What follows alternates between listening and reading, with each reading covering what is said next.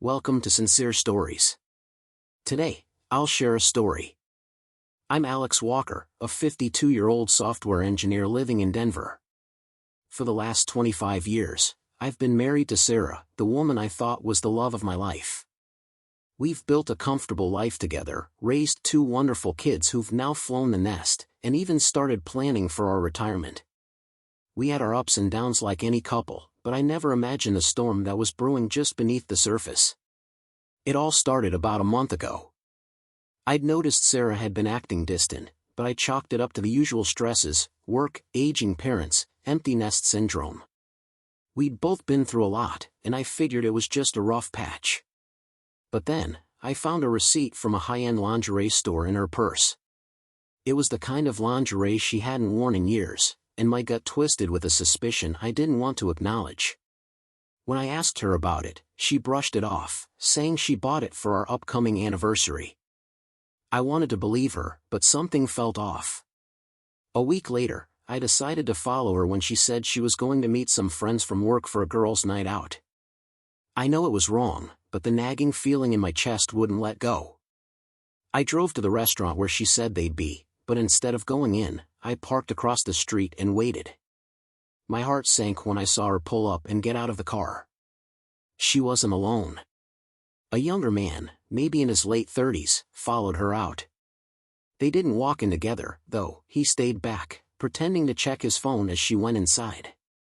But the way she looked at him before she walked in, like she was excited and nervous all at once, told me everything I needed to know.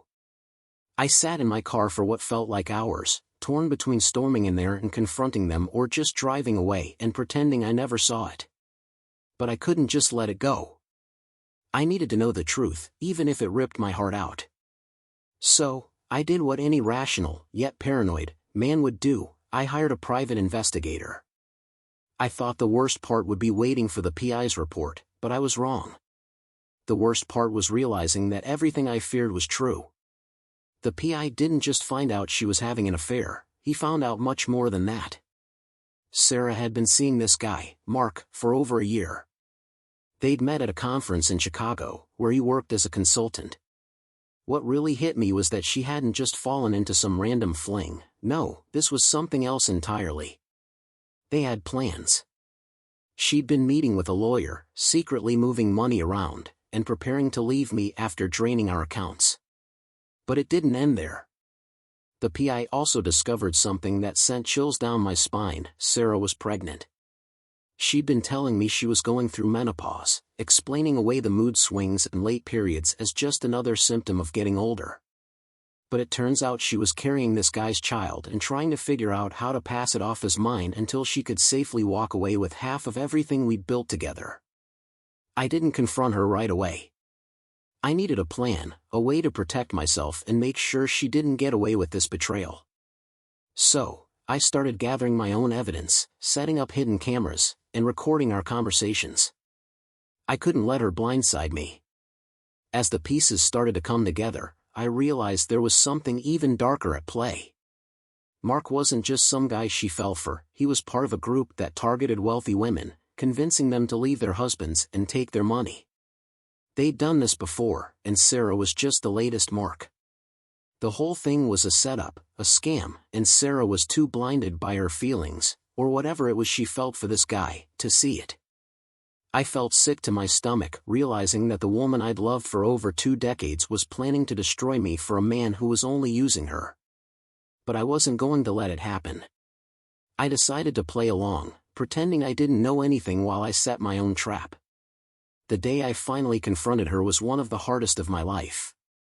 I waited until she came home from one of her girls' nights and calmly asked her to sit down.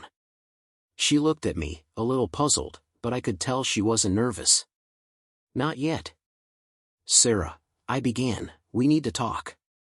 Her eyes flickered, but she didn't say anything. I pulled out my phone and played the first recording, a conversation between her and Mark, where they discussed their plans to leave me, how they'd sell the house, and split the money. The color drained from her face as she realized what was happening. She opened her mouth to say something, but I cut her off. "I know everything," I said, my voice steady despite the anger boiling inside me. I know about Mark, the money, the baby. I know it all, Sarah. Tears welled up in her eyes, and for a moment, I thought I saw regret, maybe even fear. But it was too late for that. The woman sitting across from me wasn't the same person I'd married all those years ago.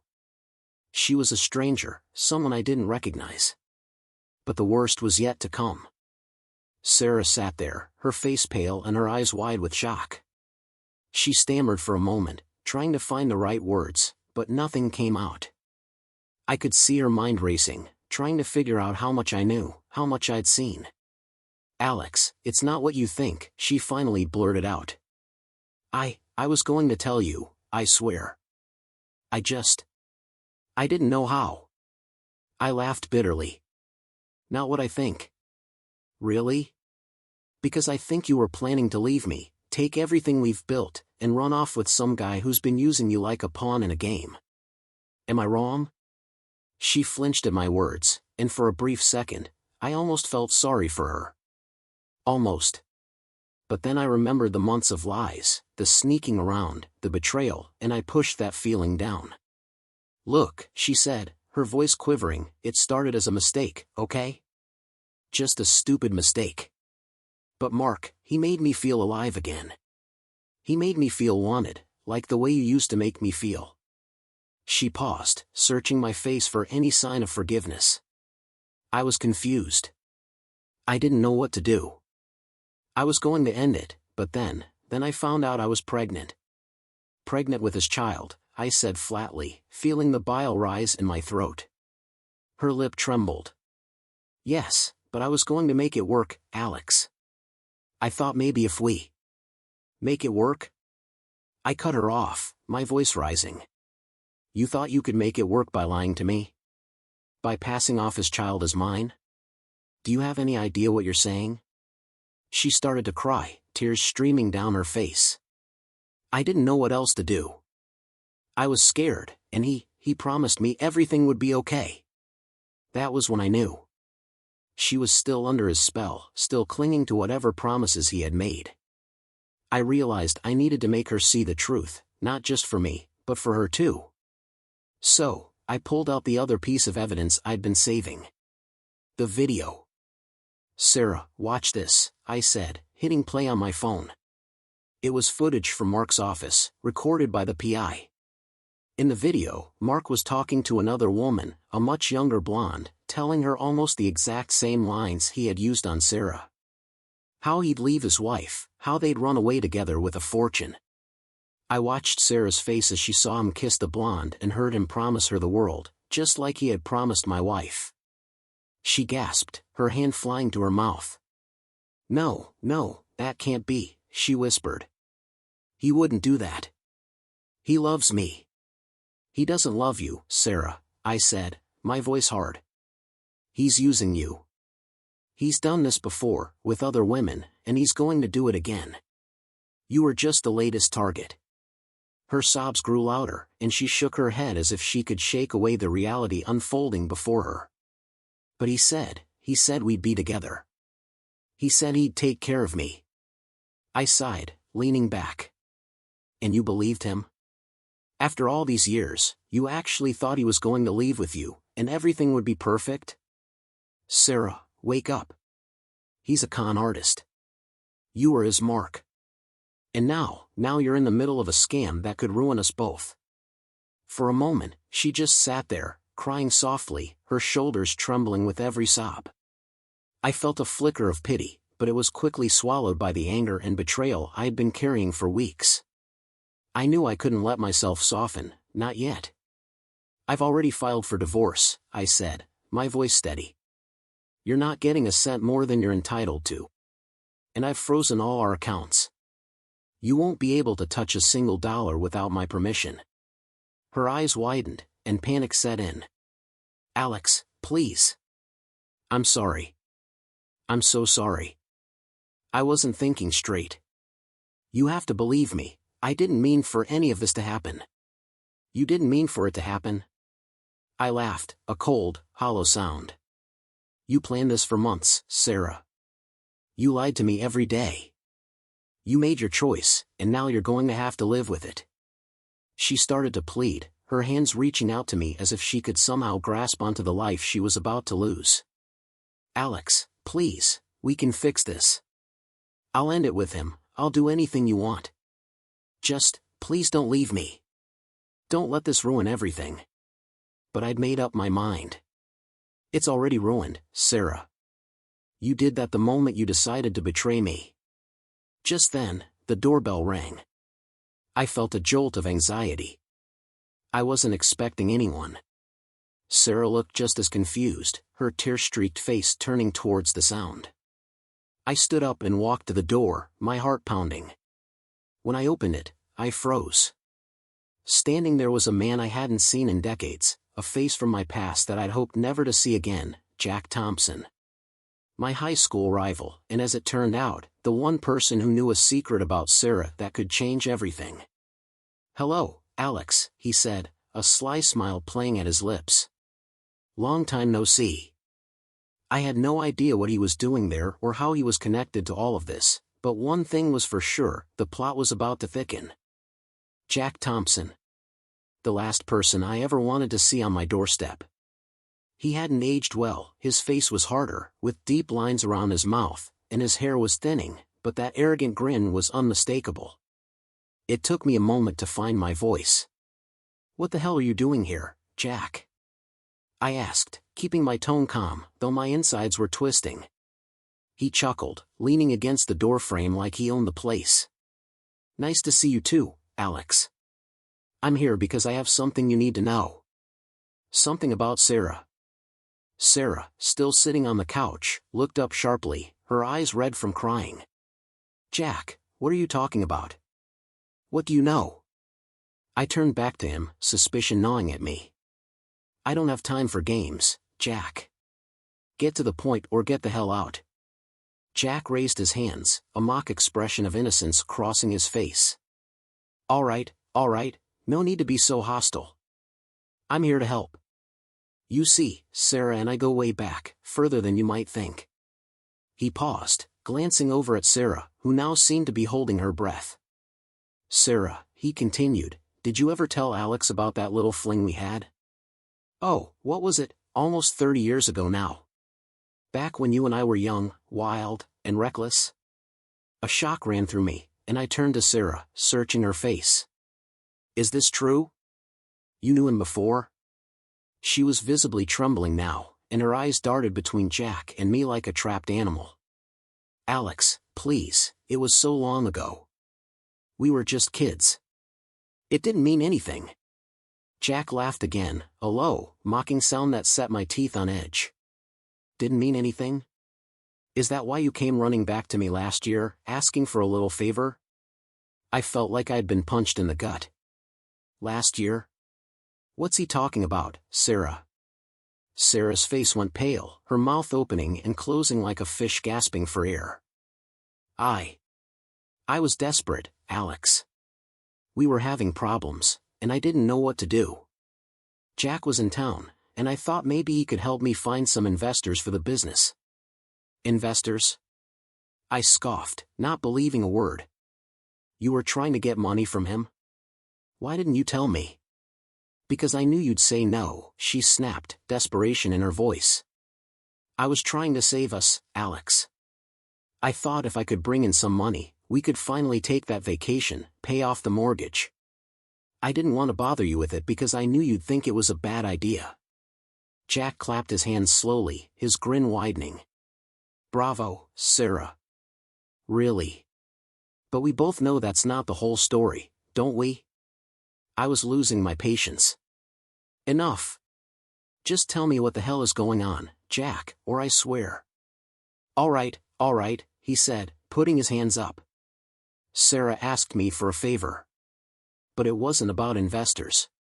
She needed some quick cash, and she offered to give me a little, how shall I put it? Payment in return. We had an agreement. A little business transaction of sorts." I felt my stomach drop. "You're saying she slept with you for money?" Sarah leaped to her feet, shaking her head furiously. No, it wasn't like that. He's twisting it, Alex. I was in over my head, and I didn't know what else to do. But I never slept with him. I swear. Jack leaned in closer, lowering his voice conspiratorially. Maybe not technically, but she did a lot to try to convince me. She came over to my hotel room in that sexy little red dress, didn't she, Sarah? Told me she'd do anything to get the cash. Remember? The room felt like it was spinning. I could barely breathe. I knew Sarah wasn't innocent in all of this, but now I was hearing that she'd gone to my old rival, offering herself up like some kind of cheap bribe.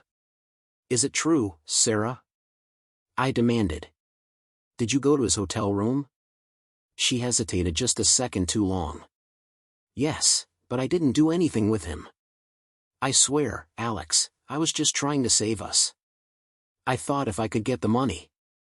I slammed my hand down on the coffee table, making her jump. Enough with the damn excuses, Sarah. You've been lying to me this whole time. How am I supposed to believe anything you say? Jack was enjoying this, I could tell. He crossed his arms and smirked. Look, Alex, I'm not here to stir up trouble. I just thought you deserved to know the kind of woman you're dealing with.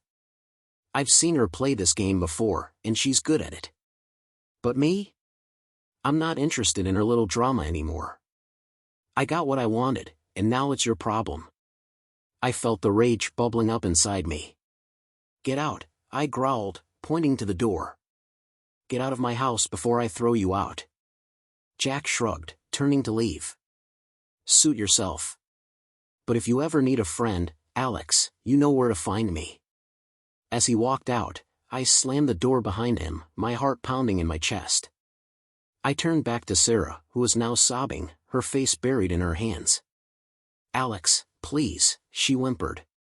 Don't let him get between us. He's lying, trying to ruin everything. You have to believe me. But I wasn't sure what to believe anymore. I knew I couldn't trust her, but could I trust Jack? And if Sarah was willing to lie to me about this, what else was she hiding? I walked to the kitchen, needing a moment to breathe, to think.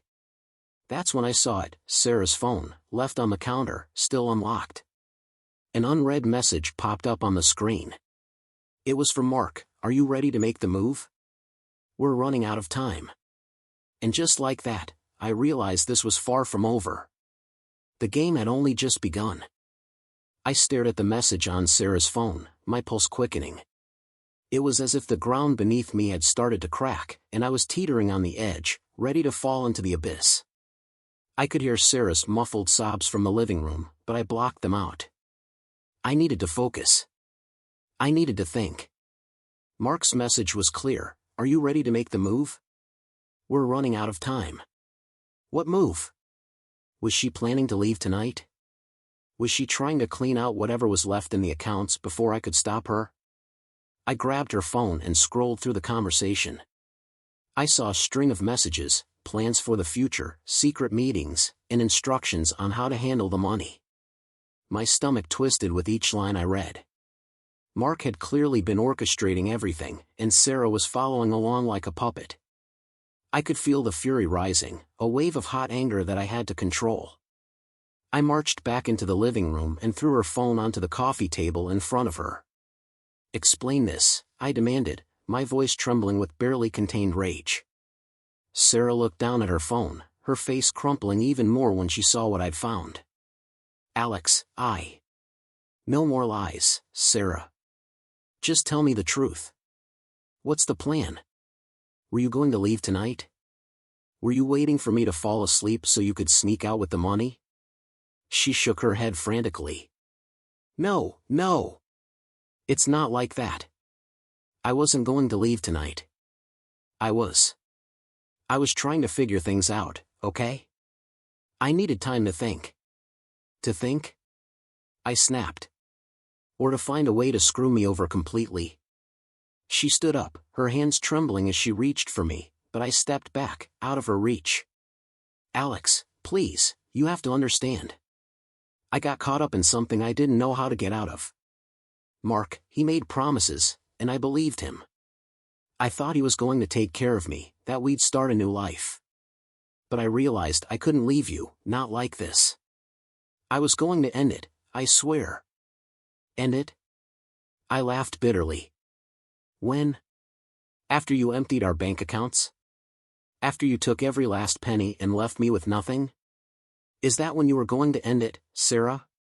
She flinched at my words, her tears falling harder now. No, no. I swear, I wasn't going to take everything. I just needed enough to get away, to think clearly. I was scared, Alex. I didn't know what to do. I turned away, feeling sick to my stomach. And what about the pregnancy? Was that part of the plan too? To trap me with a child that isn't even mine? She gasped, covering her mouth with her hands. No. I didn't plan that. I swear, I didn't. I found out, and I didn't know what to do. I thought maybe I could make it work with you. Maybe it could be ours. I felt the room close in around me. You thought you could lie your way out of this? I shouted, unable to contain myself any longer. You thought you could manipulate me into raising another man's child? Her face crumpled, and she dropped to her knees, sobbing. I'm sorry, Alex. I'm so sorry. I never wanted any of this to happen. I was confused, scared. I thought Mark loved me, but I see now it was all a lie. Please, please forgive me. I watched her cry, a part of me aching with the memories of the woman I once loved, but I couldn't let myself be fooled. Not again. You think an apology is going to fix this? I asked, my voice cold. After all the lies, the betrayal, the planning to rob me blind? You think I'll just forget all that because you're sorry? Before she could answer, my phone buzzed in my pocket. I pulled it out and saw a message from my lawyer, urgent, meet me tonight. I've discovered something you need to see. I felt my heart rate spike.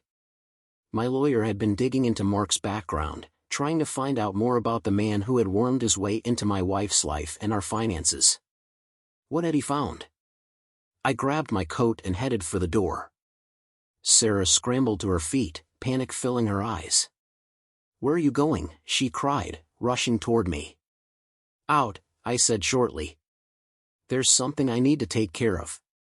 Alex, please, don't leave like this. We need to talk. We can fix this.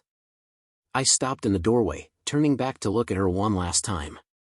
We can't fix this, Sarah. You broke it beyond repair. With that, I left, slamming the door behind me. I could hear her sobbing on the other side, but I forced myself to keep walking. I couldn't let her tears get to me. Not now. I got into my car and drove to my lawyer's office, my mind racing with all the possibilities. I had no idea what he'd found, but I knew one thing: I was about to get some answers, and maybe, just maybe, a way to turn the tables on Mark and Sarah. When I arrived, my lawyer, Paul, was waiting for me outside, his face grim. Alex, he said, shaking my hand firmly, we need to talk. I've uncovered something that changes everything. He led me into his office and closed the door behind us. I've been looking into Mark's background, like you asked, he began, and what I found, well, it's a lot worse than we thought. I leaned forward, my heart pounding. What is it? Paul took a deep breath. Mark isn't just some con artist. He's involved in a much bigger operation, a financial scam targeting wealthy women. But here's the kicker: Sarah isn't just his latest victim. She's been working with him, Alex. She's part of the scam. I felt the blood drain from my face. What? No, that can't be. She's just a victim, right? She's been manipulated. Paul shook his head. No, Alex. I'm afraid she's in on it. She's been helping him target other women, using her connections, gaining their trust, and leading them into his trap. She's deeper into this than you realize. My hands were shaking now, rage and disbelief battling inside me. You're telling me my wife has been playing me this whole time? Paul nodded. I'm sorry, Alex. But it gets worse. There's more you need to know. I braced myself for the blow, knowing that whatever came next was going to shatter the last pieces of the life I thought I knew. Paul leaned back in his chair, his face tense. "Alex, you need to understand just how far this goes," he began, and I could see the concern in his eyes. "Sarah wasn't just helping Mark target other women. She's been doing this for years, with multiple partners. Mark is just the latest." My stomach turned. "Years? What are you talking about?" Paul opened a folder on his desk and slid a few documents over to me. "These are copies of transactions, some in your name, some in hers, going back over a decade. Offshore accounts, secret transfers, even property investments you had no idea about. And the worst part? Sarah's been funneling money to accounts tied to known criminal networks. She's been part of this con game for a long time, Alex." I felt the blood pounding in my ears, my head spinning. But, why? Why would she do this? We had everything, or at least, I thought we did. Paul sighed, leaning forward. "From what I've gathered, she's been caught up in this lifestyle, lured by the thrill, the money, the power. She's been feeding off the excitement, the danger. And each time she wanted more. Mark was just another way for her to get it.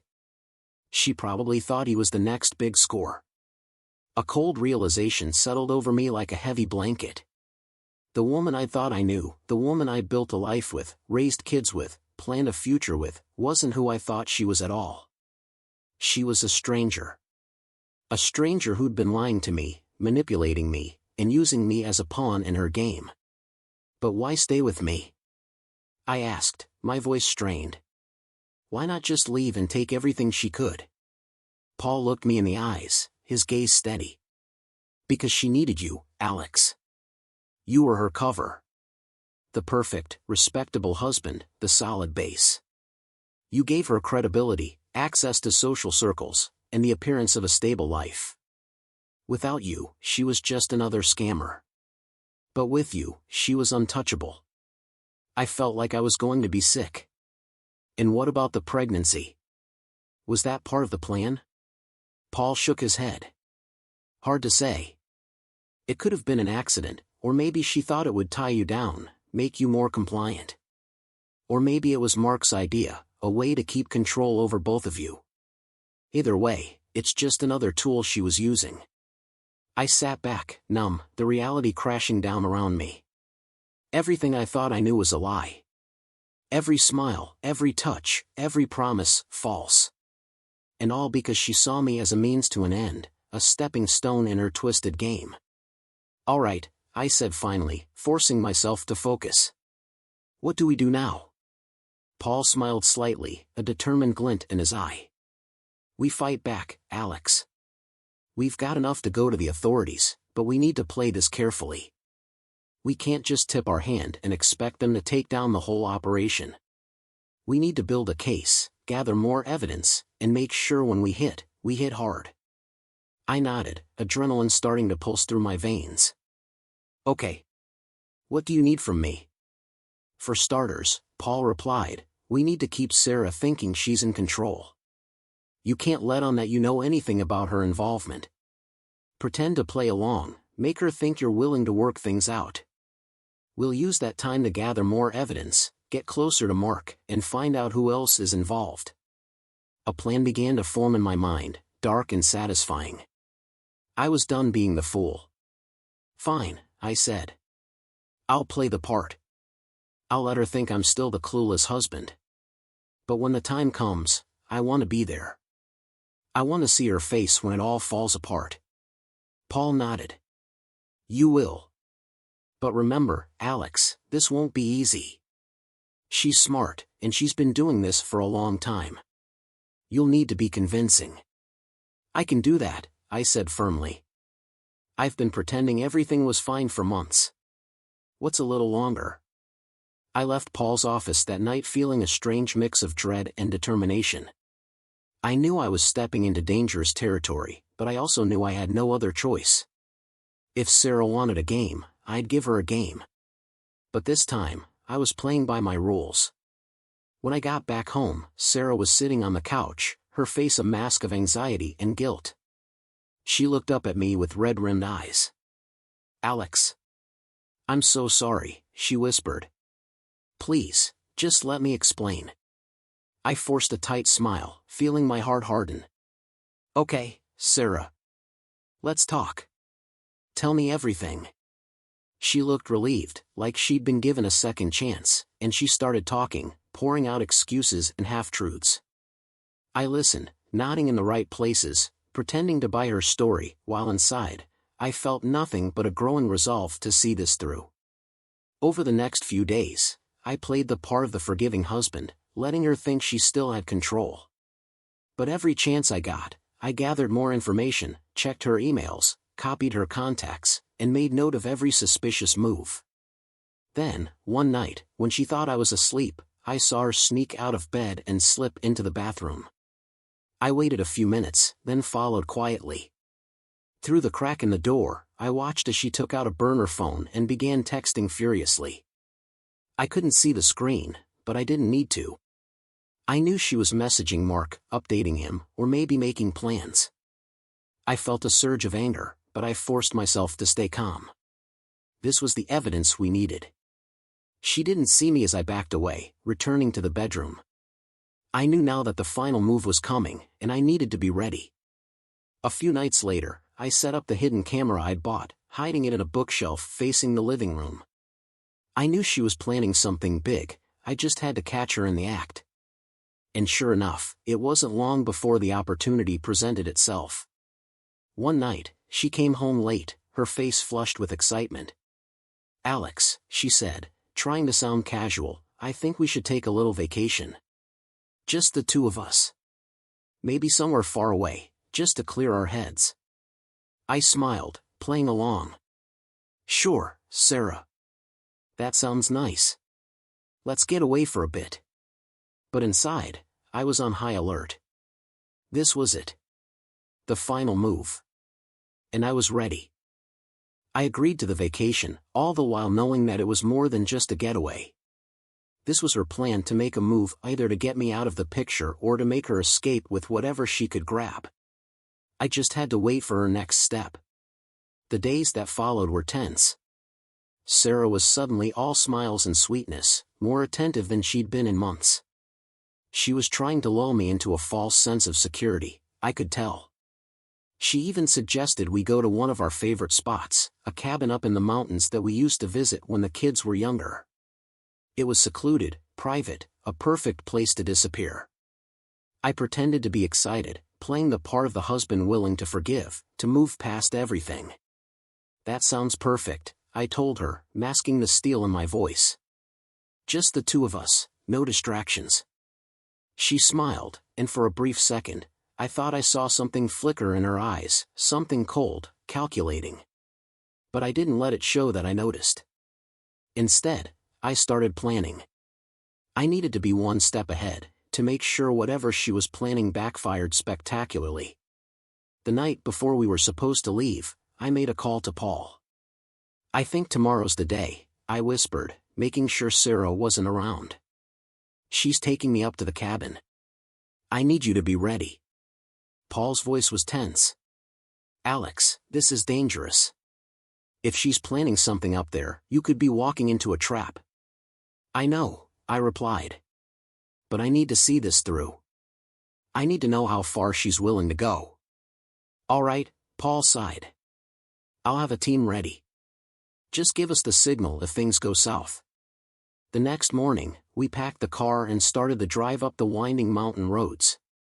Sarah was unusually quiet, her fingers tapping nervously against the dashboard.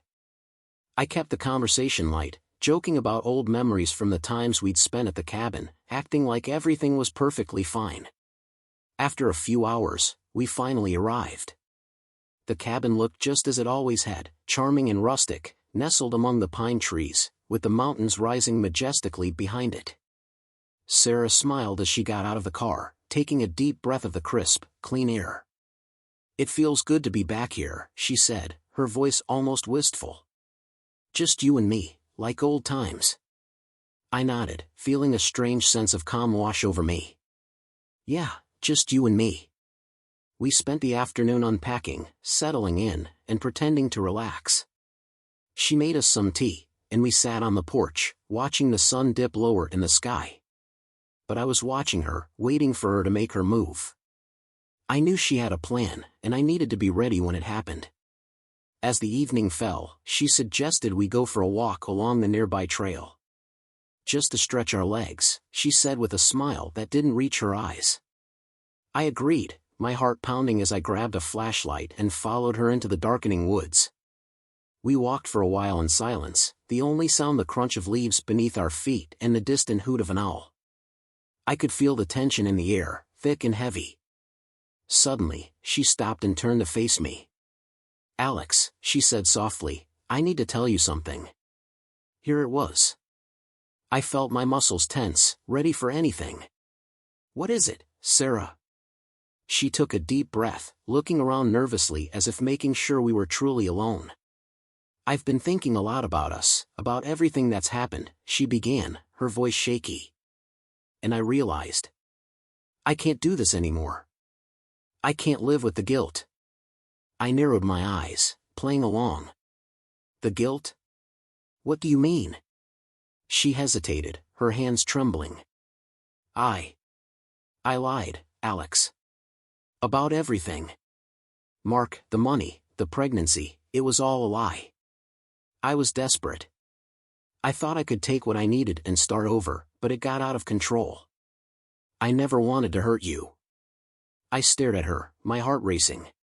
"So what's your plan now? To confess and hope for forgiveness?" She laughed bitterly, a hollow sound that echoed in the woods. "Forgiveness? No, Alex. I know it's too late for that. I just wanted to come clean, before it's too late."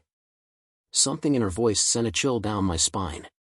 "Too late for what, Sarah?" She didn't answer right away, instead looking over my shoulder, her eyes narrowing. I turned slightly, just in time to see a figure moving through the trees. "Mark." He stepped out into the moonlight, a smirk on his face. "Evening, Alex," he said casually, as if we were just old friends meeting by chance. "Hope you don't mind me joining you." My pulse quickened. "What the hell is this?" I demanded, turning back to Sarah. She was pale, her eyes wide with fear. "I didn't want this, Alex. I swear, I didn't." Mark cut her off.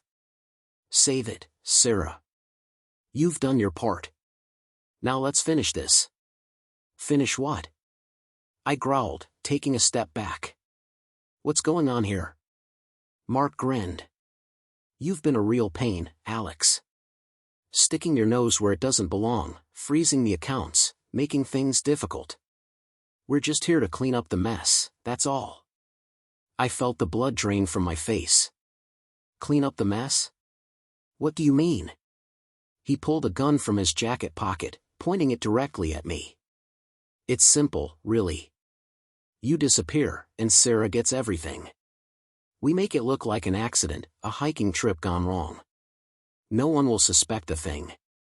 Sarah's eyes darted between us, panic written all over her face. "No, Mark, this wasn't the plan. You said we'd talk to him, make him understand." Mark laughed. "Oh, come on, Sarah. You really thought we'd just talk? That's not how this works." I felt my heart hammering in my chest, my mind racing. I needed to think fast.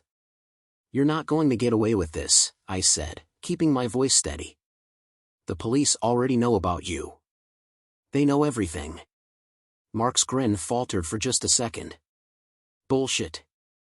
You're bluffing." I smiled, reaching for my phone. "Am I?" That's when I heard the faint sound of footsteps behind me. I knew it was Paul's team, the backup I had arranged. But I had to keep Mark distracted just a little longer.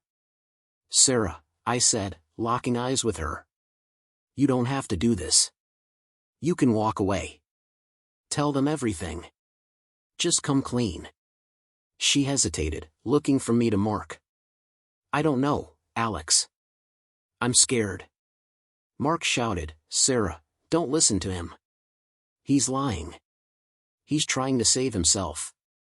Suddenly, there was a loud rustle in the bushes. Mark spun around, gun still raised, just as the first beam of a flashlight hit his face. "Police! Drop your weapon," a voice shouted. Mark hesitated for a split second, and that's all it took. Paul's team moved in swiftly, surrounding us, guns drawn.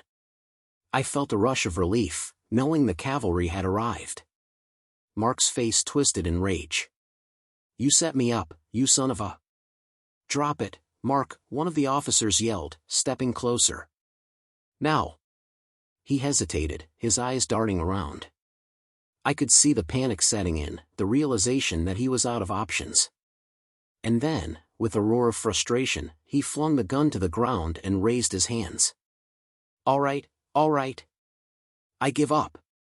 The officers moved in, cuffing him quickly.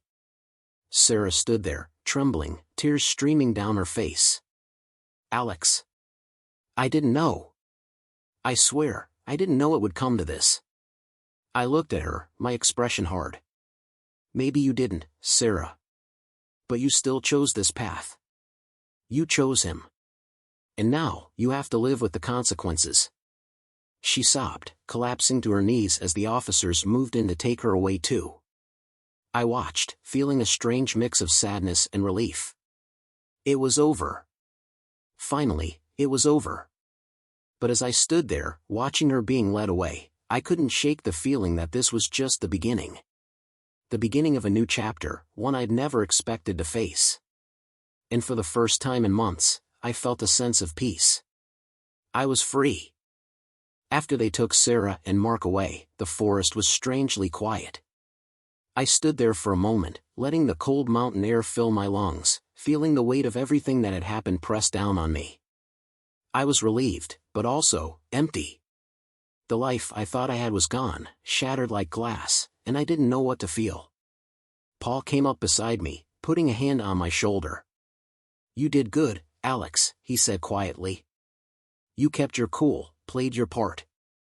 Not many could have pulled that off." I nodded, still staring at the spot where Sarah had stood, her face a mix of fear and regret. "Yeah. I guess so." Paul hesitated for a moment. "Listen, I know it's a lot to process, but you're going to be okay. You've got enough evidence to make sure Mark and Sarah face justice. The DA is already preparing charges."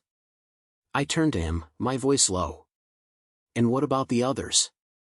The whole network they're a part of?" Paul smiled grimly. "We're digging into that now. Mark's arrest will put a dent in their operations, but there are more players out there.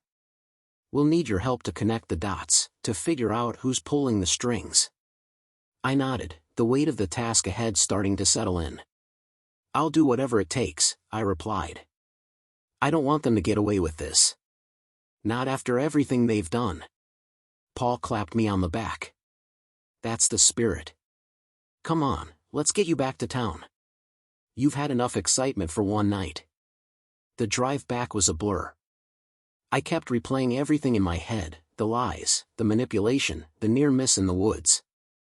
I felt a strange sense of detachment, like I was watching someone else's life unfold. Maybe it was the adrenaline finally wearing off, or maybe I was just too numb to feel anything. Back at my house, Paul dropped me off and told me to get some rest. "We'll talk tomorrow," he said. "There's still a lot to do." I nodded and thanked him, watching as he drove away. The house felt different as I stepped inside, quieter, almost eerie. I hadn't realized how much of Sarah's presence still lingered, even after everything. The scent of her perfume still hung faintly in the air, and I could see her jacket draped over the back of a chair, a painful reminder of what was lost. I walked through the house, turning off lights, trying to clear my mind. I ended up in our bedroom, staring at the bed we'd shared for so many years. I couldn't bring myself to sleep there. Not yet. Not knowing what I knew now. Instead, I grabbed a blanket and headed for the couch in the living room. I lay there, staring at the ceiling, feeling the exhaustion wash over me. But my mind wouldn't let me rest.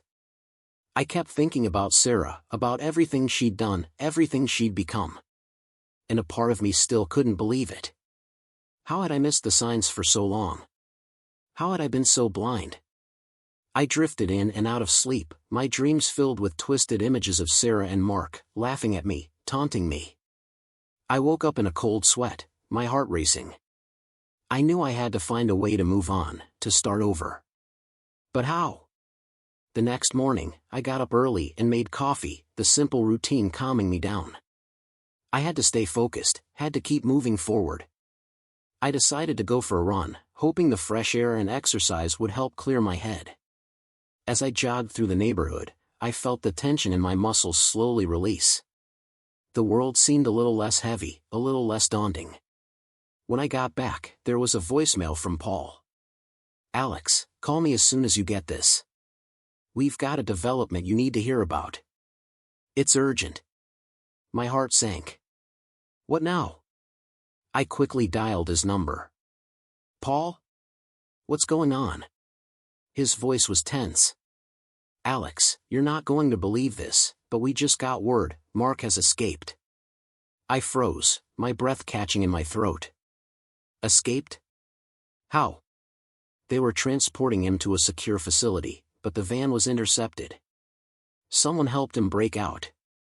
We think it's part of the same network he's been working with. I felt a chill run down my spine. So he's out there, and Sarah? She's still in custody, Paul replied. But Mark's escape changes everything. He could be coming after you, Alex. We need to get you somewhere safe. I shook my head, feeling a surge of anger. No. I'm not running. If he's out there, I want to be ready. I'm not going to live in fear. Alex, think about this, Paul urged. Mark is dangerous. You saw what he was willing to do. Don't underestimate him. I won't, I said firmly. But I'm not hiding, either. I need to see this through. Paul sighed. All right. But I'm sending a security team to watch your house. We need to be prepared for anything. I agreed, hanging up the phone with a heavy heart. Mark was out there, somewhere, and he wasn't going to just let this go. I knew he'd come for me eventually. He'd lost too much, and he'd want revenge. I decided to start preparing, going through the house, checking the locks, setting up my own cameras, and thinking about how I could turn my home into a fortress. I wasn't a fighter, but I wasn't going down without one either. Later that day, as I sat by the window, watching the street, I got another text, from an unknown number. I'm coming for you, Alex. You should have stayed out of it. Now, it's too late. My hands shook, but I steadied them. I took a deep breath and typed back, I'm ready, Mark. Bring it on. For the first time in weeks, I felt a strange sense of clarity. I knew there was still a fight ahead, but I wasn't afraid anymore. I was going to face it head-on, no matter what. Because I had nothing left to lose. The days that followed were a blur of tension and paranoia. I couldn't leave the house without glancing over my shoulder, scanning for any sign of Mark or his associates. I knew they were watching. Paul's security team was stationed nearby, but it did little to calm my nerves. Every creak of the floor, every shadow outside felt like a threat. Mark had escaped, and he was out there, waiting. I kept replaying the text message in my mind, I'm coming for you, Alex. I knew it wasn't an idle threat. He'd lost too much. He was out for blood. Paul called every day, checking in, updating me on the investigation. They had teams looking for Mark, monitoring his known associates, but he was slippery. He knew how to stay hidden, and his network was vast, deep, and dangerous. They were pros, and I had stepped into their crosshairs. Sarah remained in custody. She'd been surprisingly quiet since the arrest, refusing to speak to me, to Paul, or even to her lawyer. I wondered if she was scared or if she was just waiting for her moment, her own move in this deadly game. I had no idea anymore what she was thinking or feeling. Part of me still felt a pang of sadness when I thought of her, but that was quickly swallowed by the anger, the betrayal. Then, 2 days after the text, something happened that turned everything on its head. I was in the kitchen, trying to distract myself by making breakfast when I heard a knock on the door. It was a quiet, hesitant knock, not the kind that would announce a friend or even a neighbor. My heart jumped to my throat.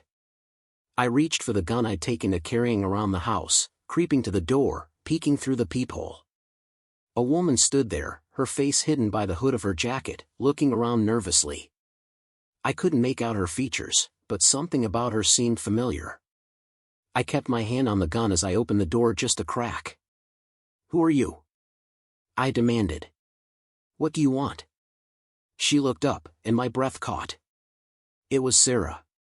Her face was pale, her eyes wide with fear and something else I couldn't quite place. "Alex, please," she whispered. "You have to let me in. I don't have much time." I hesitated, torn between slamming the door in her face or letting her in to hear what she had to say. "You're supposed to be in jail," I said, my voice cold. "Why are you here?" She glanced over her shoulder, then back at me. I escaped. "Please, Alex, let me in. They're coming for me too. I have information, about Mark, about everything. I need to tell you before it's too late." Against my better judgment, I opened the door just enough to let her slip inside. I shut it quickly, locking it behind her. "You've got 5 minutes," I said, keeping the gun at my side, ready. "Talk." She moved to the center of the room, trembling, her eyes darting around as if she expected Mark to burst through at any moment. "Alex, I'm sorry," she began, her voice shaky. "I've been such a fool. Mark was playing me the whole time. He never loved me, I see that now. He just used me to get close to you, to get what he wanted." "What does he want, Sarah?" I asked, trying to keep my voice calm. "What's his endgame?" She swallowed hard. "Mark, he's been targeting men like you for years, using women like me to get inside, to find the weak spots, the vulnerabilities. It's not just about money, Alex. It's about power, control. He's part of a bigger organization, a network that deals in everything from financial scams to blackmail to, worse." My stomach turned. "Worse? What are you talking about?" She took a deep breath, looking me in the eyes for the first time. "Human trafficking, Alex. They use the money from their scams to fund their other operations. Mark needed access to your network, your clients, your contacts. He knew you had ties to influential people, people they could manipulate or exploit. And I was stupid enough to help him without even realizing it."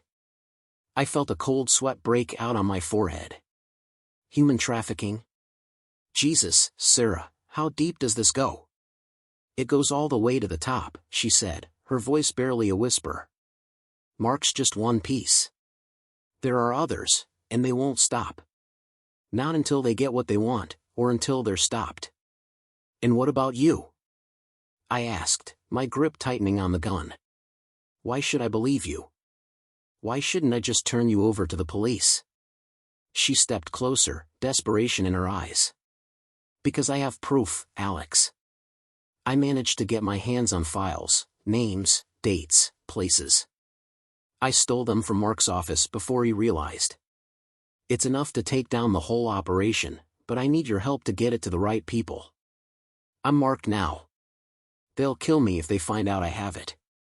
I hesitated, my mind racing. Could I trust her? After everything she'd done, everything she'd put me through? But if she was telling the truth, if she had the proof we needed. "Show me," I said finally, lowering the gun just a little. "Show me the proof." She nodded quickly, reaching into her jacket pocket and pulling out a small USB drive. "It's all here," she whispered, holding it out to me. "Everything. But we have to move fast. Mark and his people are on to me. They know I have this, and they won't stop until they get it back." I took the drive from her, my fingers trembling slightly. "All right," I said. "We'll take this to Paul. He'll know what to do." She nodded, but then her eyes widened, and she took a step back, her face suddenly pale. "No, wait. Alex, did you hear that?" I listened, my heart pounding. And then I heard it too, the faint sound of footsteps outside, approaching fast. I grabbed Sarah and pulled her down behind the kitchen counter, my heart racing. "Stay down," I whispered. "Don't move." The footsteps stopped, and I heard a low voice outside, muffled but clear. "He's in there. Move on my signal." My blood ran cold. They'd found us. I looked at Sarah, her eyes filled with fear. "Stay quiet," I mouthed, gripping the gun tighter. The door rattled as someone tried the handle, then there was a loud bang, and the door flew open. I held my breath, waiting for the right moment. This was it.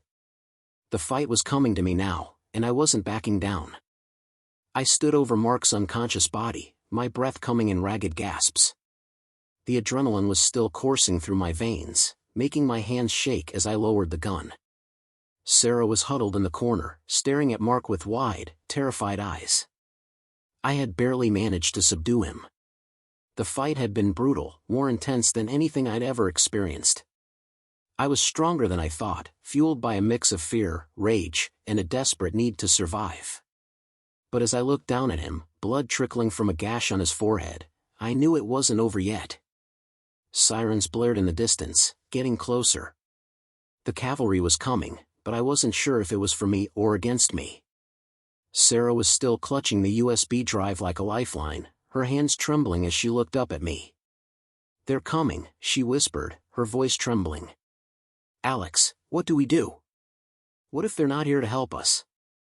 I didn't have an answer. I wanted to believe that the police, or maybe Paul's team, were on our side. But after everything that had happened, I couldn't trust anyone. Not fully. Not yet. I looked down at Mark, still unconscious but breathing heavily. We didn't have much time. If he woke up before the authorities arrived, we'd be in even more danger. "We stick to the plan," I said, trying to keep my voice steady. "We give the evidence to Paul, and we let him handle the rest. He's got connections. He'll make sure it gets to the right people." She nodded, though her eyes were still wide with fear. "And what about Mark? What if he wakes up?" I glanced at the gun in my hand, feeling the weight of it, the power it held. "If he wakes up," I said slowly, "we'll do what we have to. But for now, we need to focus on getting out of here alive." The sirens grew louder, and soon the flashing lights of police cars illuminated the windows. I could hear the sound of car doors slamming, of voices shouting orders.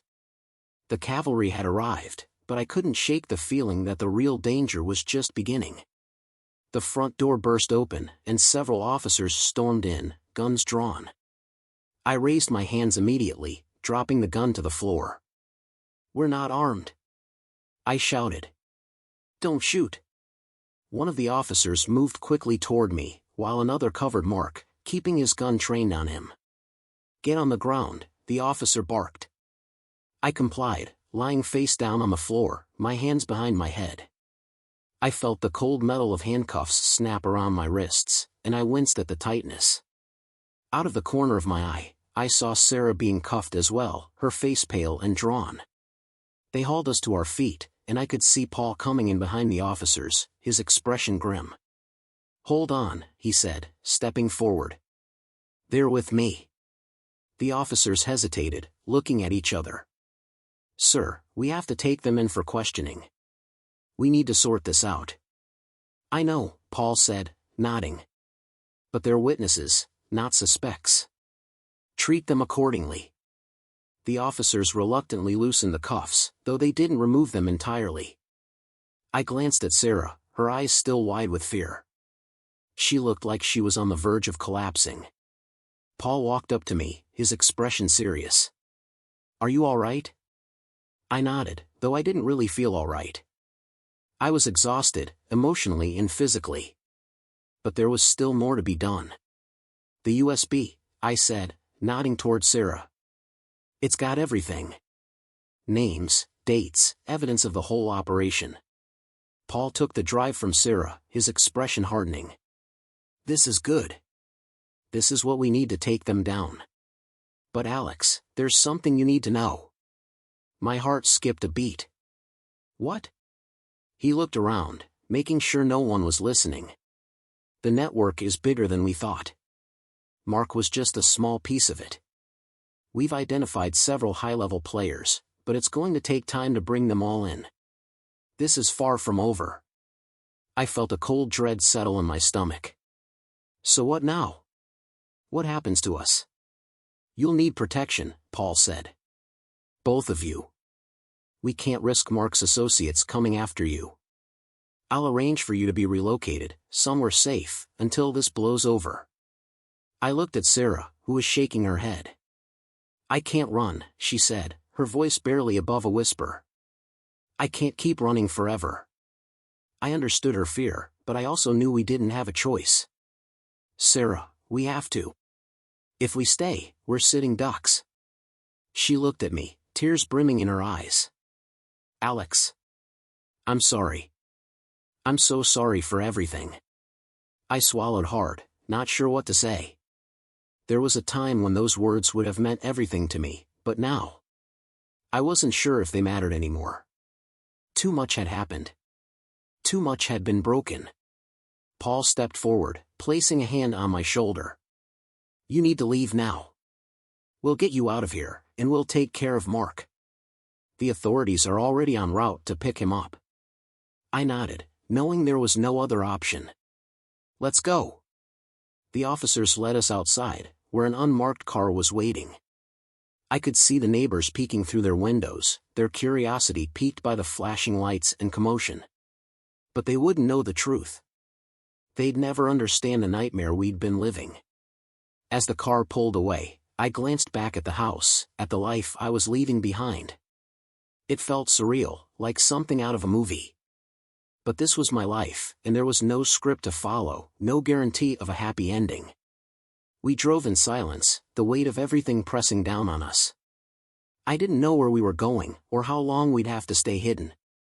But I knew one thing for sure, this was the end of one chapter, and the beginning of another.